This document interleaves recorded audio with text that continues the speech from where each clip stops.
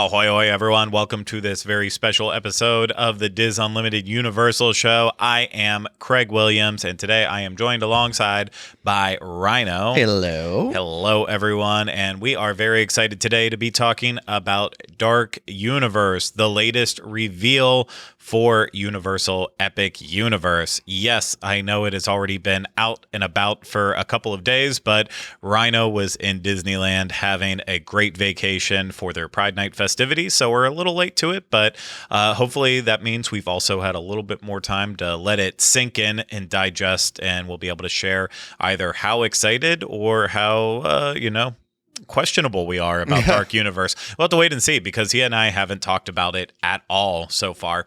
But before we get to that conversation, I want to remind you this is brought to you by Dreams Unlimited Travel. If you like our content, you want to support us, book a vacation through Dreams Unlimited Travel. It costs you no extra money and you get the support of one of the great Dreams Unlimited Travel agents. So head over to dreamsunlimitedtravel.com today for a free no obligation quote. And this is also brought to you by our Patreon supporters. If you want to learn how to get more exclusive content from our Diz team, head over to patreon.com/DizUnlimited.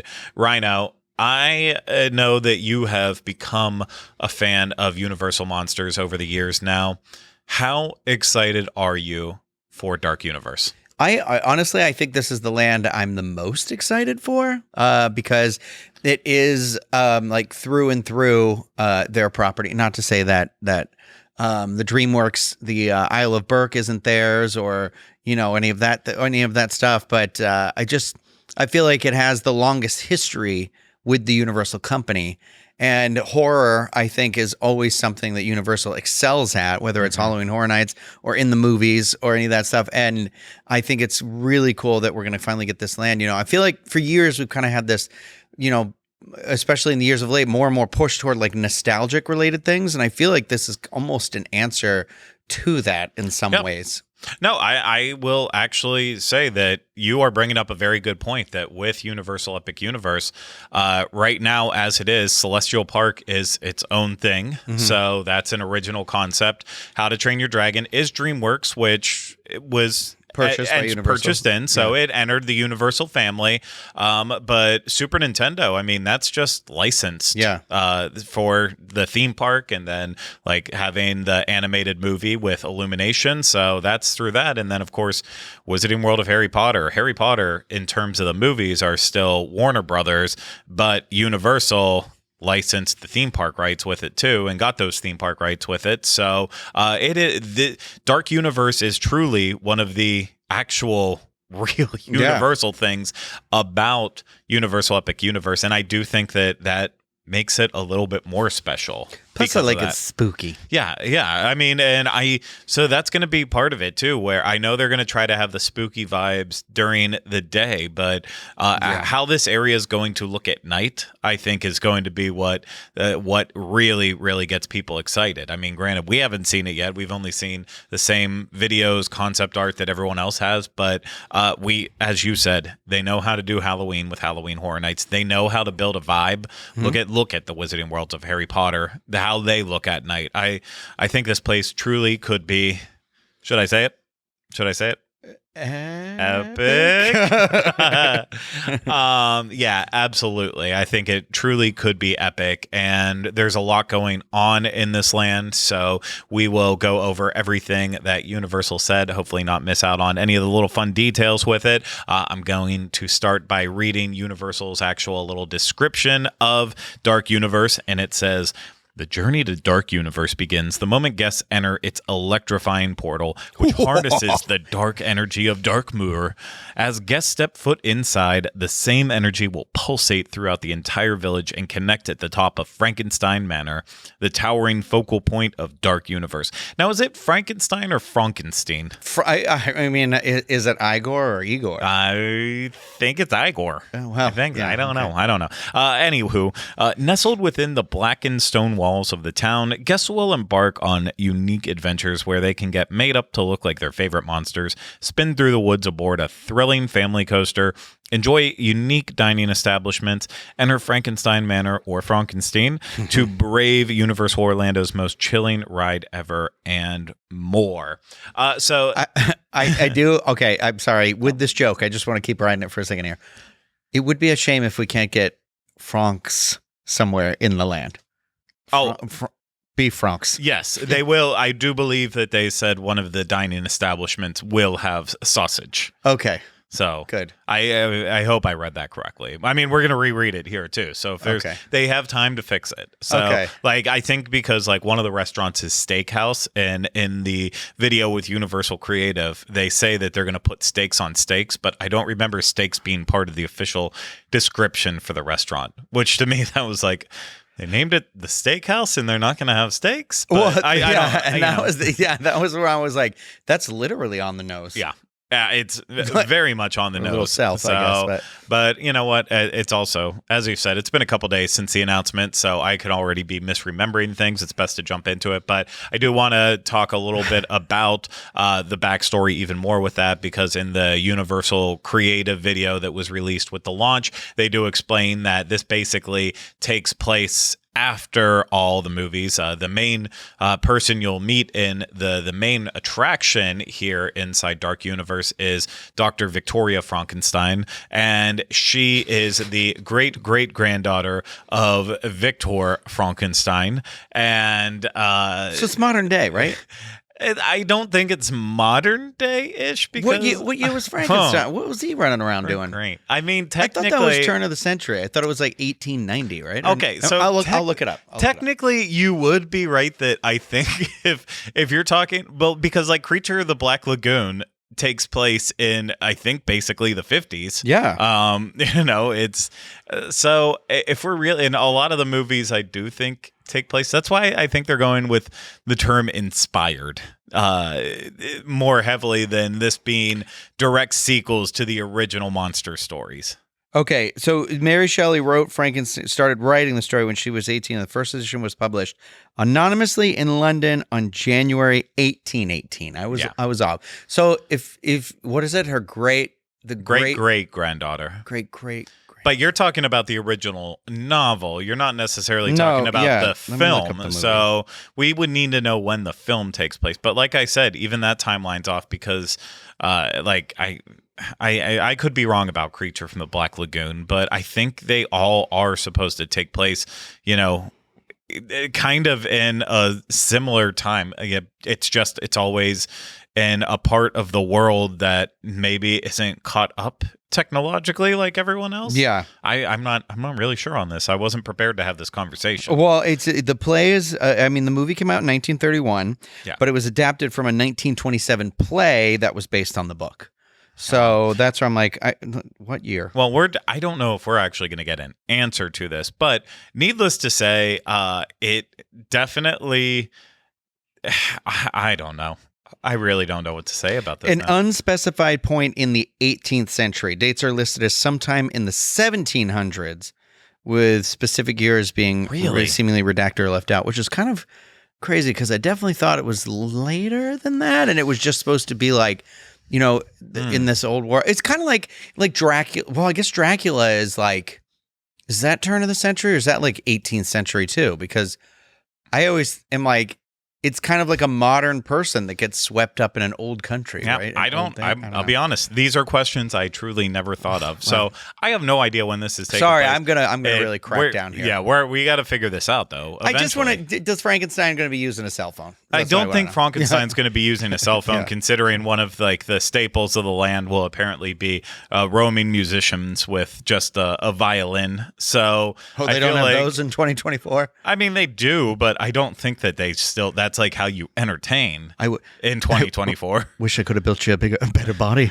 I think that's probably accurate, but yeah, I don't know. I don't know if musicians still roam in that way. I know we have the pianos that are on wheels now, but I'm not sure if you go to other what are these supposed to be, like Central European countries? I'm not sure if you go there if there's just strolling violinists at all, but I want to believe. I want to believe too. So, anywho, sequel-ish in a way. At some point. From all of this is way after the time Dr. Victoria Frankenstein, great-great-granddaughter of Victor Frankenstein, has collected all of the monsters, and they are all within this area, this dark mirror. So there's two main attractions that are going to open with Dark Universe, a couple restaurants and a couple more experiences, and I think we should just jump in with, the big one. Get that run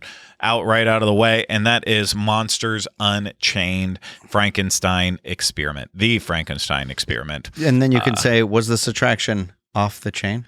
Yeah, I think someone will say that eventually. Probably. So, I mean, that's what I would make my that's what I would make the YouTube video title of it, if we can remember it in that many years down Just the road. Give us time. Yeah, well, someone write that down for us.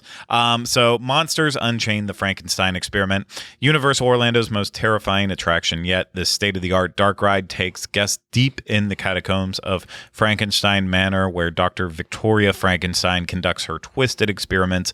In a vain display of her genius, she invites guests into her laboratory to witness a demonstration of her ability to control monsters, but her plans go awry when her attempts to control the most dangerous of monsters, Dracula, fails, unleashing a horde of enraged monsters. Guests are then thrust into an intense ride through the darkness as they try to evade the grasps of the Wolfman, the Mummy, the creature from the Black Lagoon, the brides of Dracula, and others. I know one of the others is Phantom, because he's in the concept art, and then they hit the one fun fact, I think, on their website, that the Phantom of the Opera's organ will shoot flames 3 feet in the air, which that's pretty insane. Wow. I mean, literally, this is going to be a Kuka style attraction. So if you've ever been on Harry Potter and the Forbidden Journey before, you have ridden essentially the same ride system that this will be. And I know people like Alicia Stella have been saying that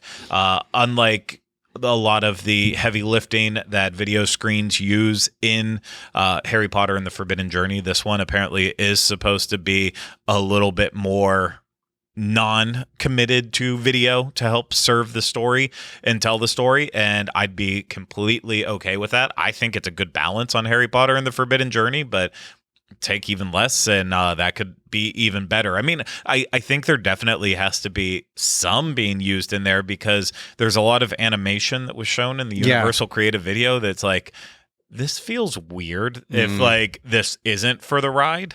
It just doesn't, why would they spend the money?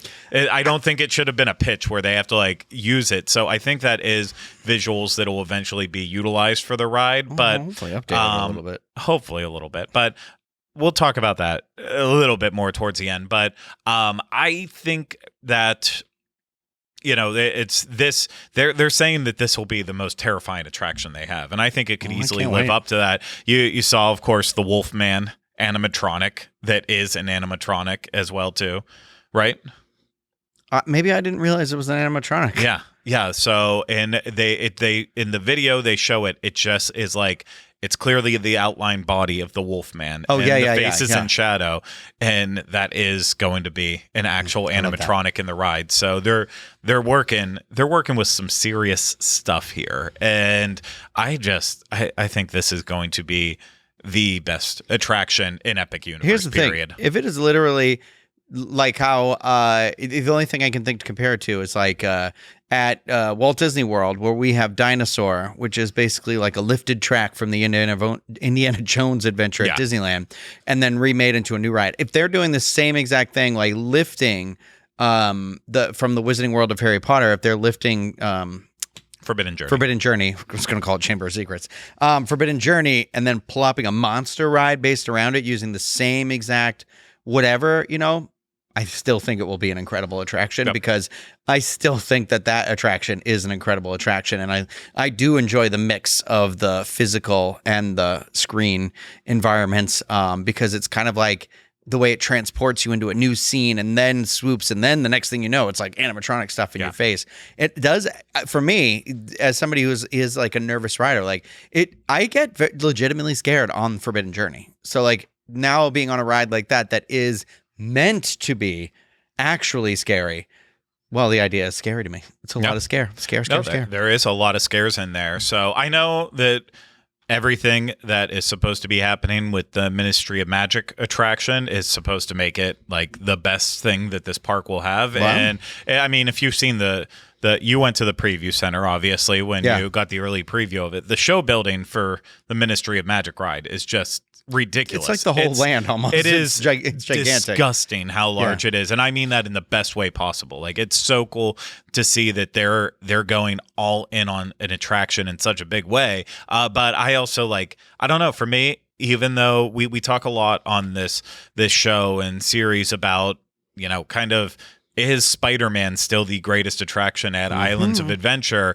Or is it Forbidden Journey or Hagrid's Velocicoaster? Yeah. For me, I still think it's Harry Potter and the Forbidden Journey, just because of that ride technology being so creative and just really being so useful in terms of how they end up telling the story, that for this too, I think now having this style of an attraction be utilized with monsters, make it even more realistic. That just sounds like my absolute dream. Yeah. So even if this Ministry of Magic attraction is the greatest next generation Spider-Man style attraction with Harry Potter, I don't know if it's going to be enough to overcome my love of monsters as well as my love of that ride technology. Yeah. So take your Dramamine, though. I know. You're going to need it. But Ryan, I know you consider yourself to be the Wolfman of the Diz. Is that correct? I mean, I do have a beard. Well, I always thought it was deeper than that, but if that's all that established you as the Wolfman, then... Well, I do believe that a man pure of heart who says his prayers by the moonlight may still become... I think I said it wrong. A man who's pure of heart and says his prayers by night may still become a wolf in moonlight? Is that it? Sure. Okay. Sure. It's a Florence and the Machine used the lyrics from Wolfman to write a song called Howl. Sure. Anyway. I trust you. Yeah. I trust you on that. You want to talk about the Wolfman attraction? No. I'm sorry. I should have asked. Do you have anything else to say about Monsters Unchained? Oh no, I can't wait. I don't know if it was the flyover video or the video where they're talking about it, but the way it goes into the mansion with the big staircase and everything like that, where the queue is going to be. I think this is going to be so cool. I mean, let's not forget when Kong came out, that whole idea that queue can be when there were characters and there was stuff going on in there. Even that I just think about that room with the one animatronic can get intense, and I'm like, okay, I'm psyched for this. Yeah. The only thing I'll question on it is Dracula being kind of the thrusting part of this story. Someone's got to be the lead singer in the band. Here's the thing. I'm not a Dracula person, and I know he's I think he might be my least favorite monster. I get it. He's popular, and I get it. He is my least favorite classic monster. Yeah. But he's definitely at the bottom. I don't. Yeah, because I have a fondness for the Invisible Man. I really enjoy the Mummy. Number one, of course, for me is Frankenstein's monster by far. And Wolfman and Creature are probably tied right there, because I also love me some Gillman. Yeah. And I'll put Dracula above Phantom. Oh, Phantom. Mummy's definitely up there. Yeah. If you haven't seen the original Mummy movie, it is fantastic, and they lift so much from the Brendan Fraser Mummy directly from it. That you can see, the story is so intertwined, and the characters, some of the visual styles for it, it's they live together in that way. So it's actually, you'd have a greater appreciation, I think, of the Brendan Fraser movie if you saw the original. Yeah. Because I'm pretty sure you haven't. I have not. I know. I know you haven't. But I have seen that Brendan Fraser one quite a bit. Yeah. Well, then let's move on to wolves. Okay. Werewolves. Because I was always Team Jacob. Because I said Wolfman, but werewolves is what we're talking about here specifically. Curse of the Werewolf. Deep in the woods, sit on the edge of Dirkmoor. Guess we'll find the Curse of the Werewolf, a spinning family coaster inspired by the Wolfman. Guess we'll enter the encampment of the Guild of Mystics, where they'll be greeted by the Maleva, the guild's all-knowing seer and leader, who warns them that they bear the mark of the werewolf. Guests then board a wagon and venture into the forest, racing to become the werewolves before they become one themselves. And so, yes, inspired by the Wolfman, but I don't believe, with the Wolfman, you're talking about the Wolfman character. I think this one's just going to be werewolves are coming after you to try to make you a werewolf. And this is one of the more family friendly attractions that will be in there. It's the roller coaster that has the ability to spin and is going to have kind of the back and forth launch to build up steam, where that werewolf creature looks like it's trying to attack you in the barn. And for me, this attraction, seeing it, in flyovers ahead of time, seeing how it was, going through its testing phase, and even seeing the concept art, it doesn't have me necessarily excited about it on I paper. can't do it. Yeah, because I don't like it. It seems like a very simple ride, but I'm not even going to critique it for the length of the roller coaster, because I've been on plenty of short roller coasters that are still really incredible. Like I feel like the Mummy's decent, but like Rock and Roller Coaster over at Walt Disney World is short. Like, it's very short. So length doesn't have to be there. I think it's gonna have the right balance of everything. So I'm gonna withhold judgment on this one until I actually experience it. But I don't know. It almost feels like we have this great monster ride, almost like when Wizarding World opened up. And it's like, we've got this great Harry Potter ride.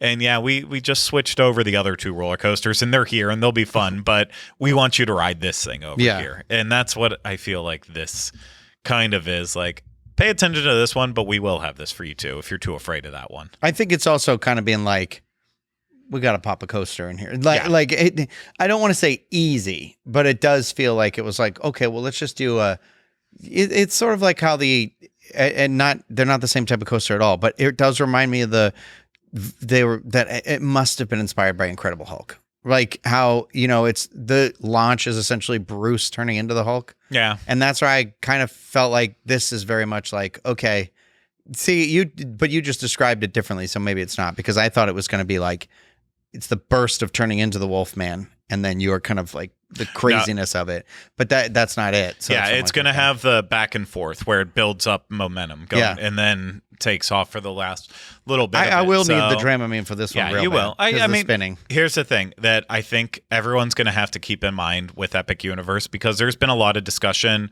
especially after the Dark Universe reveal of, it has to go back to Disney versus Universal. And Epic Universe is going to open with 11 or 12 attractions. Hollywood Studios only has 8. But the difference is, in my opinion, with it, and I'm not trying to defend Disney with this, because I think that they also have things that they need to improve in terms of Hollywood Studios in particular, and Animal Kingdom, and hopefully they're working towards that to add more actual rides. But those parks also have shows which build onto it, and not that this one won't. The Wizarding World will have a show, and the How to Train Your Dragon will have the show, but that's like the one thing that I feel like is kind of missing from Epic Universe. So when you only have 12 rides and a couple shows, every single attraction is going to be looked at as a high level attraction, and that's definitely a hindrance. We've seen that be a burden over at Disney, where it's like something like Mickey and Minnie's Runaway Railway. It's not an e-ticket attraction. It's a step or two down from that, but still very important, but gets treated like it at Walt Disney World because there's just nothing else to do in that park. And I think a lot of that's going to happen here, where like something like this coaster should just be like, better than Flight of the Hippogriff, but not quite on the same level as another marquee coaster, but it's going to get treated as such. And so I guess that tangent absolutely went nowhere, but I hope that they're able to add to this park quickly, so experiences like this roller coaster aren't like treated as like, I waited 90 minutes to get on this and that's all it was. Boo. Because it shouldn't be that way. Something I don't think we'll ever have a 90-minute wait, but I would love to eat my words on one day, is the Dark Muir Monster Makeup Experience. Wait, I was off by a word. What? I looked it up. The curse. Oh, well, it was a man. Hang on. For dramatics, please. Well, dramatics. Technically, I'm reading the song lyrics, so I can't sing like Florence. Well, just be dramatic anyways. A man who's pure of heart and says his prayers by night may still become a wolf when the autumn moon is bright. I feel like I said that like Thriller. No, I mean, you did kind of have a little bit of a Thriller doing a little vibe to Vincent it. Price there. Yeah, well, it still worked Not out. enough nasally. So I don't know how to do it. It worked out. Trust me. If it Edward, wasn't, do you need hands? if I don't think it was good, I will cut it from the show. Okay. But, the Darkmoor monster makeup experience. Guests of all ages can become fashionably All monstrous ages. as they don elaborate face paint and temporary tattoos at Darkmoor Monster Makeup Experience. Here, monster makers have converted Dr. Pretorius's infamous old lab into a parlor to continue the spirit of his demented experiments, and skilled artisans use their talents to transform guests' outer appearances so they can showcase their fandom for the Universal monsters. Who's that of person? Course. Well, what person? The person you just said, Doctor. Dr. Pretorius? Yeah. I don't know off the top of my head. Okay. What? Look it up. Look it up, Rhino. As we say this, I'll say, they ran this test at Universal Studios Florida earlier this year where they opened the very limited time Transform Yourself into a Monster experience. And I guess that gave them enough. Bride of Frankenstein. Bride of Frankenstein? He's the main doctor, the guy who makes the bride. Dr. Yeah. Septimus Pretorius is a fictional character who appears in Universal's film Bride of Frankenstein as the main antagonist. I can see the photo now Yeah. from your phone. Yeah, I do know who that is. But I don't know. My whole life I thought it was just the Frankenstein again. The doctor, not the monster, obviously. Well, anyway. hey now. He's dead. Yeah, so I guess the test went well enough that they're like, let's fully incorporate it in. But this, to me, is one of those things. Maybe my son will love to do it one day, but I'm just Get a not whole about family face photo. painting. I'm not about Well, face here's painting. the thing. In Florida, get it done and then step outside and it's just going to be like all over you. Whatever they put that on. I mean, when I went to that Pride night, I had one of those sticks that's like you just rub it across your face and it makes like the flag, Yeah. And literally it was, I kept doing this and I was just like, rubbed it. And I think like if my whole face was painted like that and I'm a child. Yeah. I mean, even if this is done on HHN levels as their makeup is done, it's still one of those things where I'm like, this is not for me. And I hope people enjoy it and it makes them feel part of it. But I know you'll do it. But I'm also like, I'm that person who would be like, it works while I'm in the land. But as soon as I walk over to Super Mario. Nintendo World and Mario's like, what happened? You just hiss at him. It's me. It's a me, Mario. So, It's a me, your worst nightmare. It's a me, your worst nightmare, Craig. Scary stuff there. Wahoo! Indeed, wahoo. Hey, you want to meet the monsters? Yeah, Well, but who? you should. All Who? of them? I don't know which ones exactly. Maybe we'll talk about some of them. Meet the monsters. There's always someone or something looming in the shadows of Dark Universe, including monsters who are eager to meet and greet everyone from kids to adults, including Dr. Victoria Frankenstein's monster and the alluring Bride of Frankenstein. Guests will also encounter other unusual inhabitants roaming the eerie village, including Dr. Victoria Frankenstein's servant, Igor, the Invisible Man, an eccentric monster hunter. They're not saying Van Helsing, but who else is the monster? Like, who's a more famous monster hunter? I feel like Buffy. Wait, how are these comments? Wait, Igor, the Invisible Man, an eccentric monster hunter, and a talented musician who regales guests with songs and tales of the classic Universal Monsters stories. So our violinist. What's the bride look like? What's that? What's the bride look like in this reimagined universe? I don't know that more I've seen a lot of her. similar. Let me see. Yeah, she looks similar to her appearance. Oh yes, normally. I did see that. So, I did see that. So I guess that also That Frankenstein in includes, that concept art also looks similar to that Frankenstein. He looks a little bit more realistic to the original. Yeah, Frankenstein, because like the but- one in the ride, I think is like topless, or Which has a suit jacket yes, on? yeah, is topless because you can see all the stitches in Yeah. there, and they're clearly saying too, Dr. Victoria Frankenstein's monster, so not the original monster, a new one that she came up with. I guess this is as good as time as any to rip the Band-Aid off. What do you actually think about the look of these monsters? It looks like the land. When you said Danny Elfman was going to be the one composing the music for this land, I thought, well, surely it must be Panic at the Disco, because that's kind of the vibe I get from all of that. Very like, I don't know. I don't. I don't know. Yeah, I do. I don't remember. It might have been on social media, but I want to say that one of the creators of Monsters Unchained said that the entire vibe they're going for is like a punk rock. Oh, well, then meets the I Monsters. guess I am feeding into that. But also, why? And what gives you the right? No, I'm just kidding. I was just pulling that from Well, the first office. off, how dare you? First question, yeah, that's Yeah. what I meant. I was doing what we do in the shadows. Yeah. She goes, first question, why? Second question, what gives you the right? That's a question I've asked myself with this too, and I think we will understand the reasoning once we're in the land experiencing it, and I'm hoping that the visual look is better. But every piece of concept art with the new look of the monsters, I absolutely hate. Sponsored But by Hot Topic. I just It's not even but- beyond that. To me, they look like video game characters. And like I it's can see like, that. okay, we want to make a monster video game. We don't have the license and the rights to use them, so let's come up with our own look. And that's what I kind of see when I look at them, that it just they don't appeal to me at all. The Wolfman isn't that bad, but and neither is Bride, but Frankenstein's monster, the very confusing, like extra puffed up Gillman. Roids. Yeah, the Phantom's a little bit messed up too. Dracula I don't even like because he does look Hot Topic. He has the looks buttoned Hot up like Topic. turtleneck or whatever. And you're like, really? But I feel like I just in my brain I think there's people that are just a couple years older than us that are maybe 10 years older than us, somewhere in that 40 to 50 year range, and we're in the 30 and 40 right now for me for a little bit longer. But that is their aesthetic when they think of monsters or Halloween. It's like punk rock, chains, wallets with chains on them.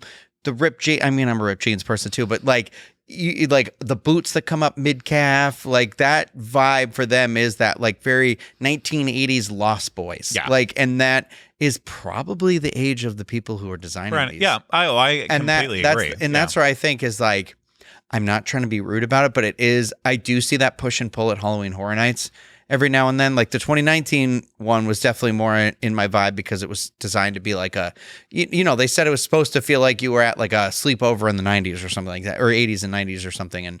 And so it was a lot of like neon and lights and things like that. And that was the first time where I feel like they finally pushed past that. But it still feels like now we're kind of ebbing a little bit. I think the people who are those fans who are like, it's the 30th anniversary, what are we doing? Those people have the chain wallets. Yeah. And I am not knocking your aesthetic at all. It's not mine. Yeah, and I went to school with people who had that aesthetic. I remember when Hot Topic first came out, and it used to have the big circle entrances, and it was like I have friends who work there. Obviously, I do stuff with Hot Topic. Yeah, but it's that original impression I get of Hot Topic, and I really don't mean this in a mean way. It's those people who are listening to the Marilyn Manson fella, a lot. Well, then I'll have to drop you back there. So I'm not going to agree with you. My brother, on I those. think, went into a little bit of a phase. I'm not going to start associating people's enjoyment of music with that aesthetic. I know it did cross over, but I think for me, it just ultimately comes down to I look at it. There's nothing.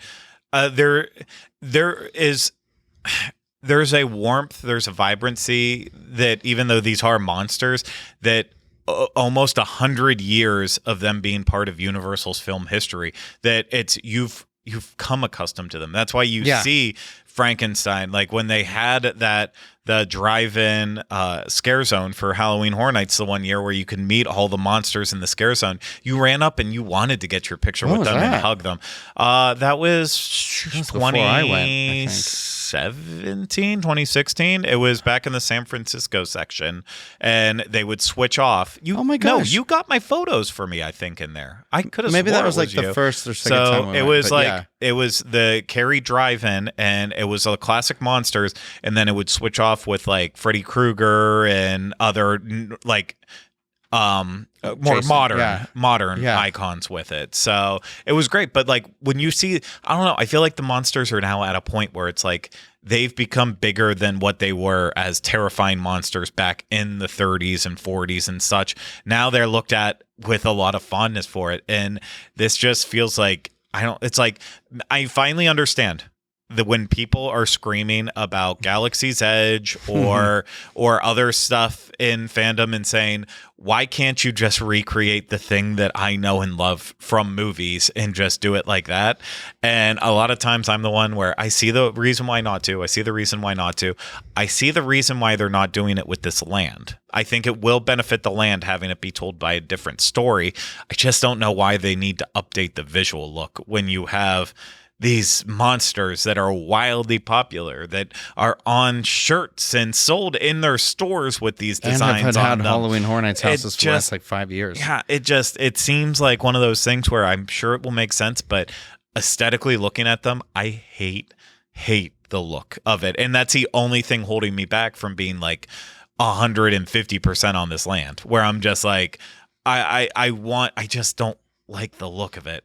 But I love the look of the land. I don't like the look of the monsters. And I'm hoping that changes. Yeah, I was going to say, I feel like once it's in context, maybe it'll feel differently or we see them in person and stuff. And like, I don't know if I feel as passionate about you, but I definitely get a vibe where I kind of wish it leaned a little more into the glam rock side of things. Because when it gets into the territory they're in, it starts to make me feel, we know my favorite term, aggressively heterosexual. Yeah. And it does feel a little...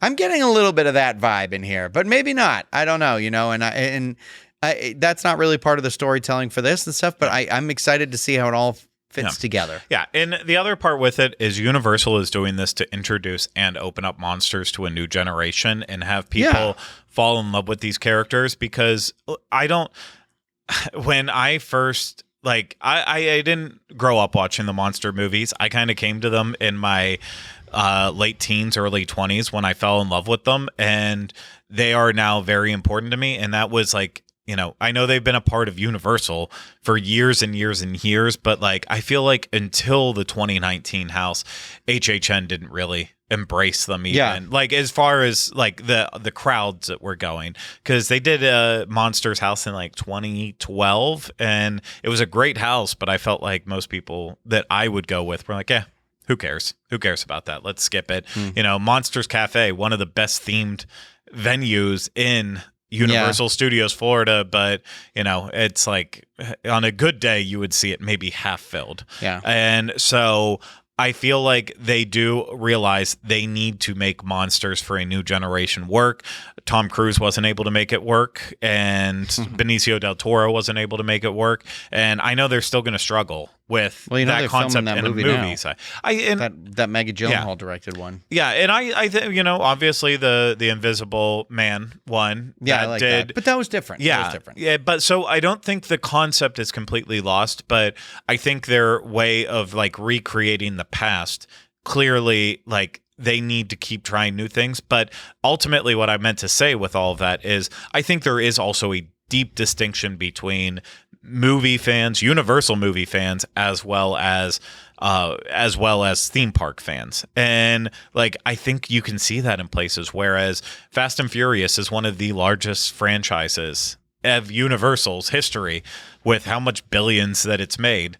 Why do people not give a crap about its attraction? Yeah. So it doesn't cross over, where Universal builds something like Supercharged saying, oh, we know how popular this is. You people want Fast and Furious, so we're going to put it in a park. Well, people aren't coming to the park for that, whereas they'll come to the park for all these other things that then don't necessarily translate into movies. So I think it's interesting that Universal doesn't have a complete, like, if this works as a movie, it'll work in the theme parks and vice versa. They don't really have that. I mean, they kind of do, I guess, with like Harry Potter, but that all came after the fact. And Harry Potter isn't one of their movie franchises. Yeah. And Transformers isn't one of their movie franchises, even though it works with that level. So, and the list can go on with it. So, yeah, I think maybe the land succeeds in terms of making a new generation of Monsters fans. But I don't think they're going to go back then and be fans of the original movies. I think they're going to say, I'm a fan of these monsters in this theme park setting. And I guess maybe that's better than nothing at all, because I always want more monsters. I just want a better look for the monsters. And if you don't care about the monsters, but you're still interested in what they might have in this land, Das Steakhouse. Das Steakhouse? Yeah, Das Stakehaus, Darkmoor's most ominous restaurant.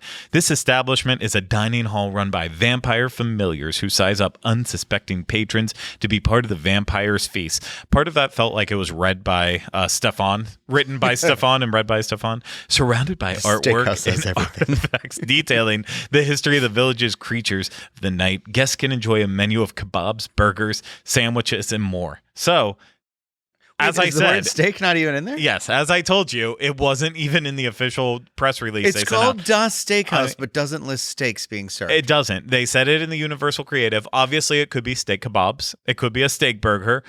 It could be a steak sandwich. I bet it's steak but, tips. I mean, yeah, it could On be the kebab, You yeah. could still get a lot with that, but Steaks. I'm okay. I'm okay with this. So I like steak. Did you say steak? And you like familiars. Did you say familiar? I did. You know, I'm just thinking while you were saying the steak on the steak, I'm like, I kind of wish so they would take the Harry Potter wand thing and just because that's just sticks, and you have your own steaks. You know, so that you have the different varieties of steaks. You're welcome, Universal. Okay. Okay. Just the Vampire Slayer in me. Okay. It's fine. There you go. The Burning Blade Tavern. Despite the blades of the windmill still smoldering and flaming periodically, Darkmoor's monster hunters What you call them? have transformed this fiery mill into favorite hangout. While enjoying a menu of burgers, wings, bratwurst, Oh, pretzels, and specialty beverages, guests will hear stories of the infamous hounds, boastful hunters from beyond Darkmoor, all while surrounded by an impressive display of the monster heads they consider their trophies. I can't believe they let the monsters run amok this much and get out of control, that they're now collecting monster heads. Yeah. Like, come on, do better. Do better at your job. Get control of this population. But yeah, burgers, wings. There's going to be a lot of burgers and sandwiches in this. It sounds like this place. But lot of rotisserie bratwurst, I'll be okay chickens. with. I wouldn't be surprised by that either. But I think I think it obviously sounds like it will be pretty cool inside there. Very heavily themed. And then they said like the burning windmill will kind of light up like a couple times an hour. So is the part where I'm like, the dragon spits fire in yeah.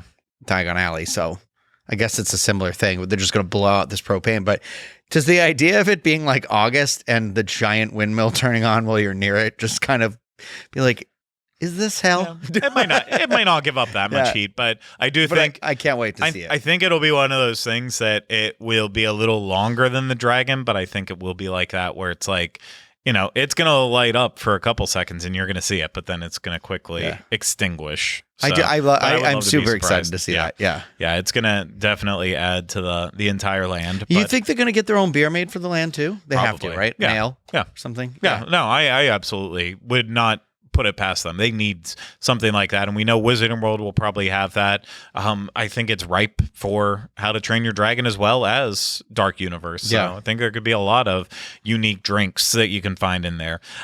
Maybe you get them here. DeLacy's Cottage. Near Frankenstein Manor sits DeLacy's Cottage food stand, where the original Frankenstein's monster once received sustenance and friendship. Oh, okay. Here, guests can find variety of snacks and cool treats like cinnamon bread, ice cream, twisted taters, and more. So making twisted taters a year-round thing. Cinnamon bread, which is very popular at other theme parks around the country, bringing it here to DeLacy, of course. You know, the old blind guy who didn't realize that he was helping Frankenstein. Just kept spilling the soup on him. Yeah, and then Gene Hackman played him in Young Frankenstein, right? Is it? I think it's Gene Hackman. Oh my God, I'm looking that up. I believe it is. I could be wrong about it, but I'm like 99% sure it's Gene Hackman. It's someone famous. I know that. Cloris Leachman. No. Cloris. Come on. Okay, hold on. I'm pulling up IMDb. The Internet Movie Database? Okay. Yeah. There we go. I tried to just type in All the eyes are character's on you. name and it wouldn't come up. I mean, if we're talking about how we would have searched, I would have searched Gene Hackman, Young Frankenstein. And that's what I searched.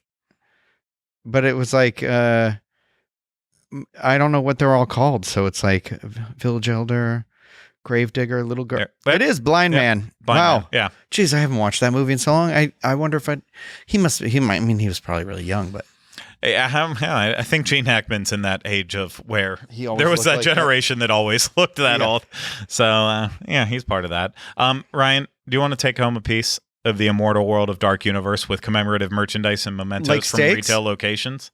Like maybe steaks. Pretorius's Scientific Oddities.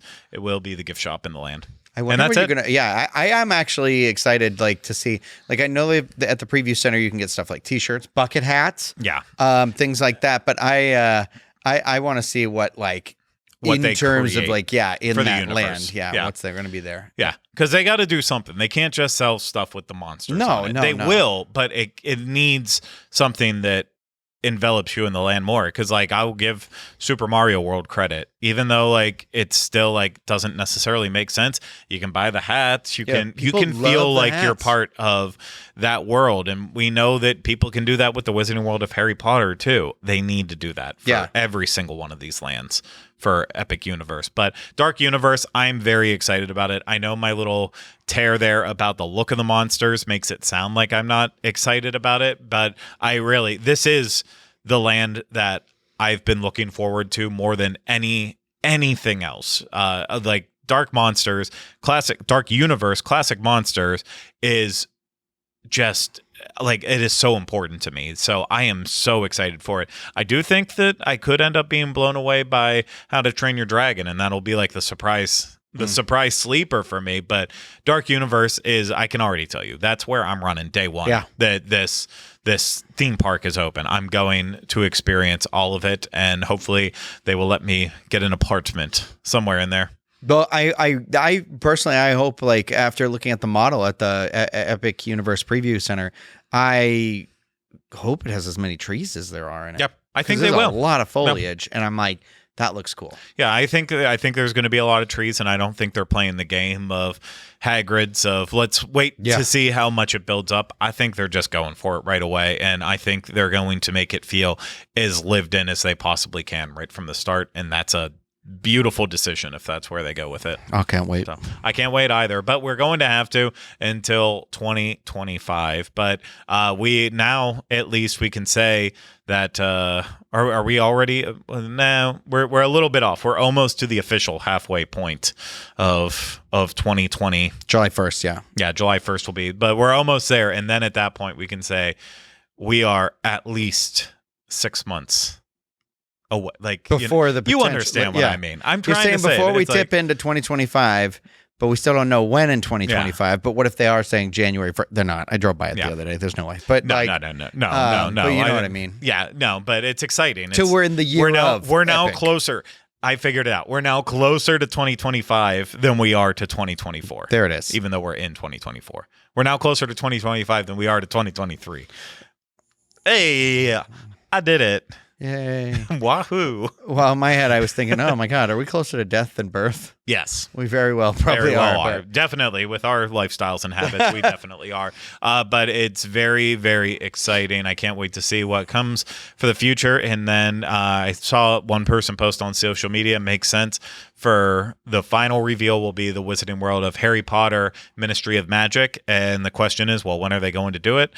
Someone pointed out Harry's very birthday. smartly that Harry's birthday is end of July. So I don't think we'll have to wait too much longer. But then we'll know everything there is to know about Universal Epic Universe, except for the opening date. Yeah. So that'll be what we're waiting for. But this was a very fun conversation, Ryan. It Thanks was for having it with very me. dark. Thank you. Thank you. Thank you. Thank you, everyone out there, for listening and watching. We hope you enjoyed it. If you did, hit the thumbs up, subscribe to the channel, leave comments, questions, video suggestions in the comment section. If you're listening to this, subscribe wherever you listen to podcasts. Leave us ratings and reviews when possible. If you want to support us more, book a vacation through Dreams Unlimited Travel and support us on Patreon at patreon.com/DizUnlimited. But that's going to do it for this special episode of the Diz Unlimited Universal Show. I really hope you enjoyed it, and we will see you again real soon talking more Universal Orlando Resort. But until then, remember, we haven't changed the name, except we did.